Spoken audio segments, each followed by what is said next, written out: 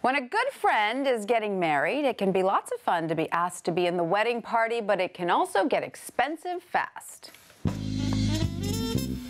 Can I say no to the Bachelorette party? The Moneyologist Quentin Fottrell is here to tell us. Hi, Quentin. Hello. So I love the fact that your reader objects not only to the cost, but some, shall we say, rather humiliating aspects of the Bachelorette party. Unless you want to walk around Nashville in a pink frilly tutu-like dress, then it's not humiliating. If it's below your standards, yes.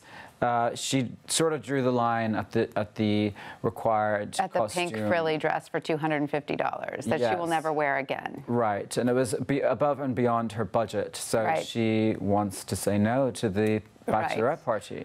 You know, I feel her pain, but as someone who was once a bride, I know that all brides go through a moment of temporary insanity, and they all ask their bridesmaids to do crazy things that in retrospect they feel a little guilty about, myself included.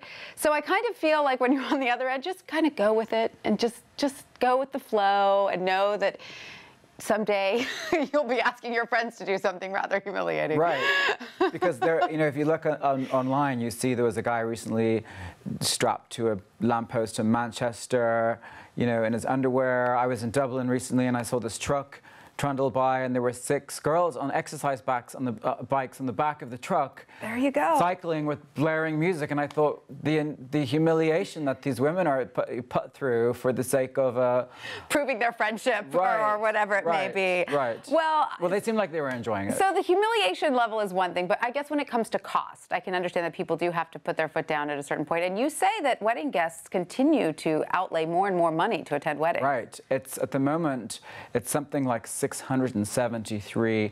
Wow. Yeah, and that's just a regular guest, not even a member of the wedding party, right? Right, and you could add another, you know, $50 to $100 if you're in the wedding party. So it's a lot of money, and that has doubled over the last, you know, 3 to 4 years. So what advice did you give this dear reader? Well, you know, I really feel like if you can't afford it, you can't afford it, and that seems to be the straw that broke the camel's back here. So I told her to be honest, to say like, I love you, I'm looking forward to your wedding, but I can't afford the Bachelorette party, because so many more weddings now are expensive because they're destination weddings, and people have hotels and transport, and you say clothing. The clothing, absolutely, but you say it's important to deliver this message to your friend in person with a hug, not over email or a phone call. So much can go wrong over email, and emails can get forwarded, and they can be too short or too long or too insensitive. You need to do it face-to-face, and I also suggested that maybe taking the bride out for dinner. Very nice. You know, something personal, so you can create another memory that she has before the wedding. And no explanations are necessary, just saying I can't afford it is enough. I feel the more explanation you give, the worse it becomes. You get all wrapped up and tangled. Yes, and then it makes you feel like you have something to be guilty for. You really don't. You know, you just want to deliver the message with kindness, with a hug, and maybe with a nice dinner. Sounds great. Quentin Fottrell, thank you so much. My pleasure.